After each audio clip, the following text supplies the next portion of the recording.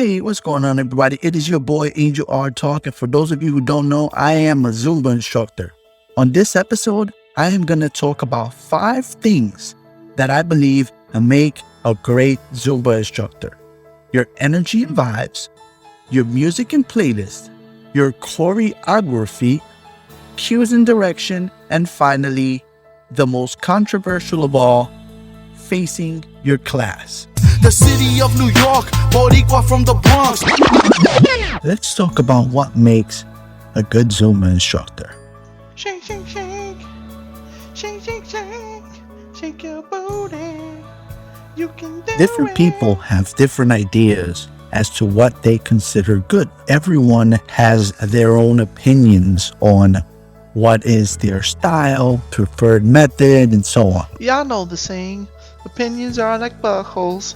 Everybody's got one. But I'd like to touch on what I personally, in my opinion, believe are some of the very core aspects that you should have as a Zumba instructor. And I would say that this applies to all other formats as well. But let's focus primarily on the Zumba aspect of it for this conversation. Don't get it twisted though, this applies to everything. It's universal. One of the things that is really important, in my opinion, is your energy and vibe. What does that mean? It means that you have to enjoy what you are doing. So if you're going to teach and you don't enjoy teaching, more often than not, we will know that. We could sense from your energy and vibes. Now this right here is some real talk. If you don't want to teach, stay the fuck home. If you don't love what you do, Stay the fuck home, motherfucker. we're going to be able to tell. So first and foremost, I believe you have to love teaching. You have to enjoy it. You have to want to do it. That is going to show on the energy you project to the group. In order for you to motivate people and to make them feel good and to make them happy, you yourself have to bring that to the table. That's what your energy is and the vibe that you bring. And like I said, if you ain't feeling it and you come in that way, we're gonna know. It's gonna make for a shitty class. That's why I say just stay home. I taught a class and I wasn't feeling very well. I had neck pain, I had back pain, my ankle hurts, my shoulder hurts. I'm pretty achy, but despite that, my energy and my vibes were good because I was happy to be there. I love to teach and it comes across even when I'm jacked up like I am now. I enjoy doing it. Even though I am in pain, my energy and vibes were not affected. If my energy and vibes were affected, then I would sub the class out. I'd stay home. I would not come in to teach. I'd rather take the day off and let somebody else who is better prepared teach than go in there and not give my all. And though physically I am in pain, I was mentally feeling great and enough to make up for the physical pain. So one of the most important items, in my opinion, is your vibe and your energy. You got to be in the right place. You got to love it and you got to bring it and show it to them. Now, of course, it works both ways. If the group is very quiet, they're not really vibing and they're not giving energy, that's going to affect you as an instructor. If you didn't know it, instructors also need energy from you. We vibe off of your energy. It gives us life. I've given up classes because I felt the vibes from the group were not on point. And y'all know I keep it 100. The folks in Fordham Road, they didn't like my style. The folks in Riverdale, they didn't like my style. The folks in Richmond Hill, they didn't like my style. So I stopped going to those areas to cover classes. If they don't like my style, that's cool. We don't vibe. It's all good. The classes in Richmond Hill, I gave them up. They like my other classes. They didn't like my Zumba. That's cool. I gave them up. I live by this. And it wasn't fun for me. And if it's not fun for me, and I am not happy, how can I project that to you? I'm not just talking for the hell of talking. I live by this. Your energy and vibes gotta be right. As an instructor, you bring your A game. If they ain't feeling you, that's cool. You just learn your lesson. Okay, this particular group ain't for me. Sometimes you could win them over, and other times you just gotta let go. But you gotta bring your A game and do your part. The next item that I think is really, really important is your music and your playlist. La música tan importante. Now, this is kind of like an extension of your energy and your vibe because it is going to reflect in a way how you're feeling, how your style is and all that. I happen to be a very high energy, high intensity instructor. Even when I'm jacked up like I am now, I come and I bring my all. And whatever that all may be for that day, but I bring my all. I ain't playing. I bring it to that ass. I bring the energy, I bring the vibes, I bring the high energy music, great music. I have a playlist that I test and test and test until it feels perfect. I'm talking flow state, motherfucker. I just literally finalized my playlist and I'm gonna test it on Saturday. The final version that I think is the perfect playlist for right now. That's how much love and energy I put into it. I take the songs, I arrange them in a certain order, I try them. If the class feels too long and I'm too aware of what's happening, then that playlist isn't right. And I adjust it. I change the song, I move the song, and I go and I do this over and over until it's right, until it feels right to me that I have this flow state where I am not aware of time, I'm not thinking about the songs, I am just flowing. A flow state is kind of like saying you're in the zone. You're so lost in the moment that you're not aware of time. A 1 hour class will feel like 5 minutes. That is a flow state, and that is what I want. Yesterday's class, I had 2 songs that I was aware and it didn't feel like a flow state. The warm-up was 6 minutes. The other song was 4 minutes. Those 2 didn't feel right to me. I have a 10-minute warm-up. So I removed the 4-minute song and the 6-minute warm-up and replaced it with the 10-minute warm-up. That change, I think, completes the playlist. And I'll find out. I'll find out on Saturday when I try it out.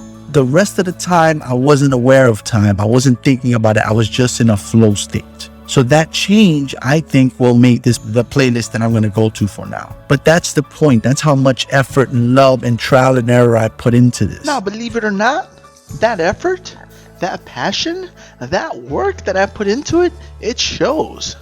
And on days that I slip up, if I switch a song and I don't plan it out properly, that also shows. And I too am aware of it. I don't just put together one reggaeton song, one cumbia song, one salsa song, one merengue song, and that's it, right? Using rhythms that they require from us. I put time and energy and love into it. It's a passion for me. It's replaced clubbing for me. You know, it's my dancing. It's a passion, and I believe that comes across in my classes, and that's why people continue to come and it continues to grow. And that's probably why I have the biggest, most crowded class at 24 Hour Fitness. It's not to say I'm the best instructor, because I'm not. There are better instructors than me. There's better dancers and all that stuff. But I am passionate about it. I am real about it. I am passionate. I love it. And the day that I don't love it, I'll stop doing it. Some people talk just to talk. But when I say the day I don't love it, I won't do it, I live by that shit. And I've already implemented. Listen on. And I have already applied this. I've given up classes because I didn't love them. I'm not doing this because of the money. I don't make a lot of money doing this. It's a passion for me. I enjoy it. And it's also a workout. Back in the days, I thought, hell, I could be getting paid for being in here and working out, doing what I'm doing anyway. Why not get paid? That's actually one of the reasons I became an instructor. Little known fact. Oh yeah, and you also get a free gym membership at all the gyms you teach. So your music and your playlist gotta be on point. You gotta love the music. You gotta feel it. You gotta be one with it. That's so important. You'll notice that I spend a lot of time on this particular aspect. And that's because, once again, it's really important. It drives the class. Because again, it's going to tie into, as I said, is an extension of your energy and your vibe. Music and playlists, so important. And one of the things that I believe makes people want to come to my class, they always compliment my music. Can I get your playlist? Oh my God, Angel, I love your music. It's so good, so high energy, and I just love it. They love the music, and I'm proud of that. I put work into it. You're damn right I'm proud of it. I should be proud of it. I am proud of it. I put the work into it and I'm damn proud of it. Choreo simplicity. Zumba is supposed to be for everybody. Not just dancers, not just athletic people, not just fit people. It's for everybody, from the very young to the very I old. am not a dancer. I am not built like a dancer. I am not graceful like a dancer. I am not flexible like a dancer.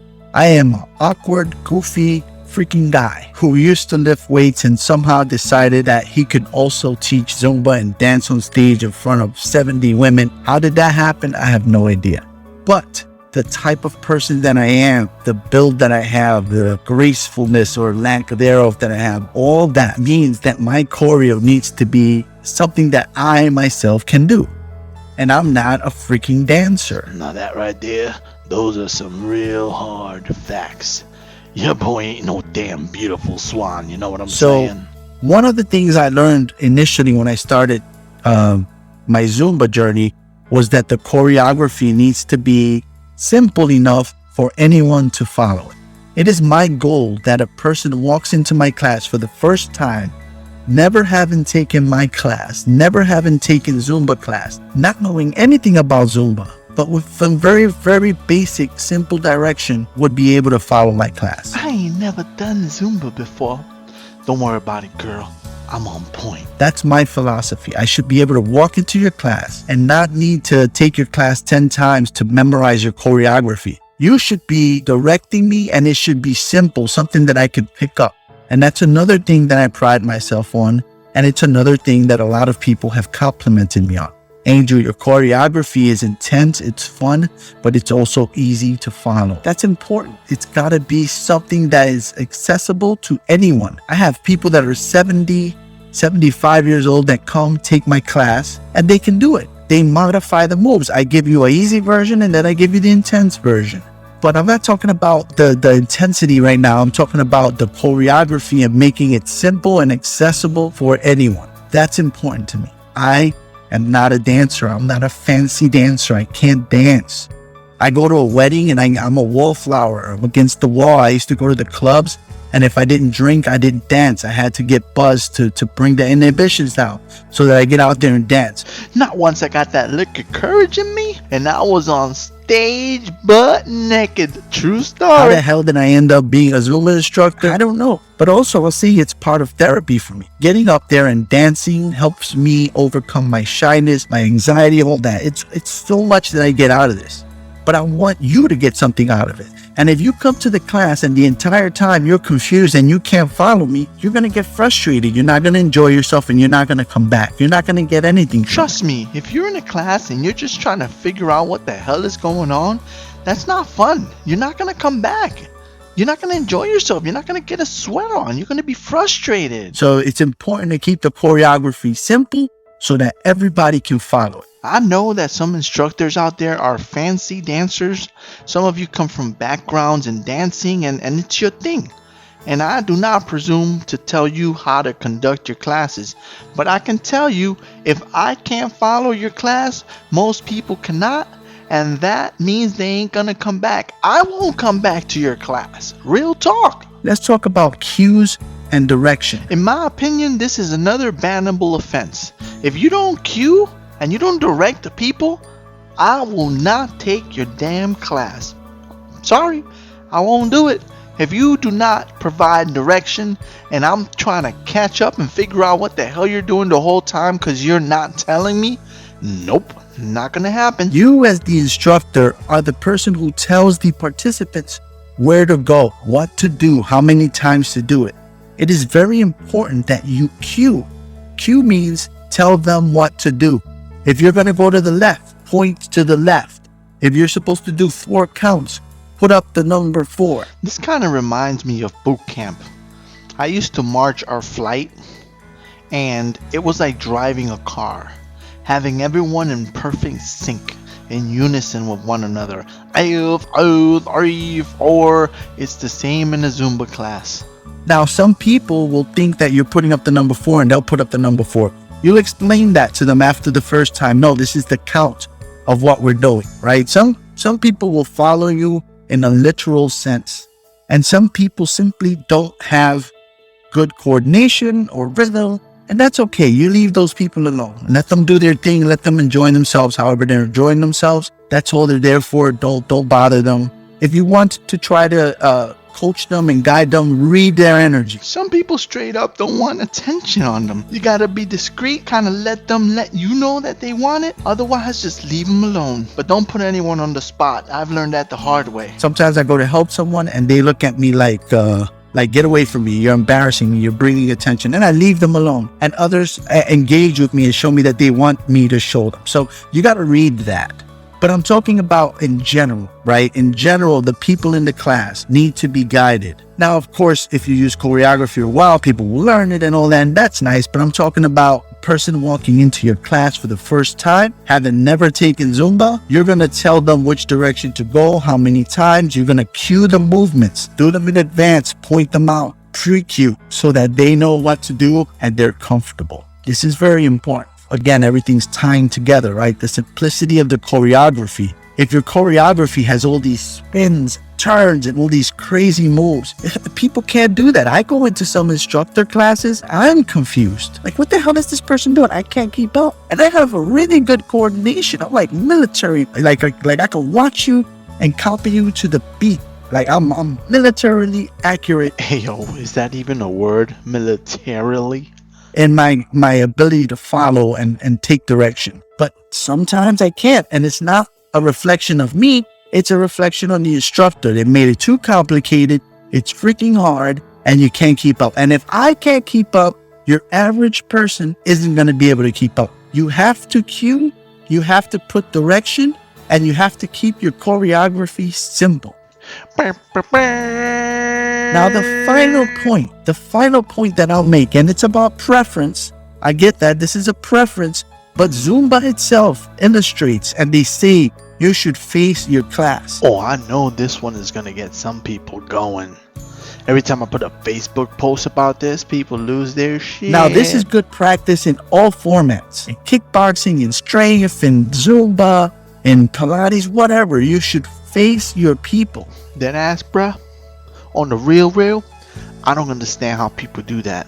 Not for extended periods of time. That just don't make no sense to me. Why would you have your back turned to the participants? Why would you have your back turned to them? Turn around and look at them. This is very important. I think it's so important to make the connections, to connect with the participants. Sure, you can use the mirror. Turn around once in a while, face the mirror for a moment, use the mirror to make eye contact with people, whatever, but then turn back around. Turn around, bright eyes. I feel that you should be 70 to 80% facing the class and at most 20% facing the mirror, if even that much. I hardly ever face the mirror. I start everything on the left foot, which is your right foot facing me, and that's how we work. That's how it should be. That's how Zumba instructs you to teach, facing your participants. Mind you, this is just my advice based on my experience and stating some facts about Zumba's policy regarding the mirror. Again, I know it's a preference thing. Some people prefer to stare at the mirror and they learn that way, and that's cool. Do it for a second and turn around. Face the people. If you happen to be a mirror facer, start facing your people 30% of the time. Look at here, friends. 30% is better than 0. You gotta start somewhere. Make eye contact. Go in with them. Get in front of them. It's very simple to do. It's not a hard thing. Just reverse your movements. I reversed the movement. If I did the left foot just now and I turn around and face the mirror because I'm feeling frisky and I want to, show a transition, then I repeat the left foot. Very simple thing to do. And I know some of y'all are really nice people and you're great instructors and you face the mirror, and I don't want to crap on you. That's not my objective. I hope I'm not even sounding preachy, because all I'm trying to do is spread the knowledge. This is my opinion, and you're free to disagree and come up with your own opinions. I was taught to face the people, and it makes sense to me. It's just logical from an instructor standpoint to turn around and face your class. I feel really weird for those few seconds that I turn my back on the class. In fact, it almost feels like I'm being rude. I'm turning my back on you. I don't do it very often, and I don't do it for very long. Again, it's a preference, but the standard as per Zumba is to face your class. I think you should. And if you don't, and you continue not to, that's cool. That's your prerogative. I'm not trying to crap on anyone. I'm just saying, you probably should try to face the class. In any case, those are 5 things that I believe make a good Zumba instructor. Do you agree? Do you disagree? Use the comment section and let me know. I'd love to hear from you. Thank you for your time, and I'll see you on the next episode. You are listening to the NYC Talking podcast. www.nyctalking.com. Please like NYC Talking on Facebook. Please follow Angel R Talk on Twitter and Instagram. We are NYC Talking, the realest lifestyle blog ever. Thanks for listening.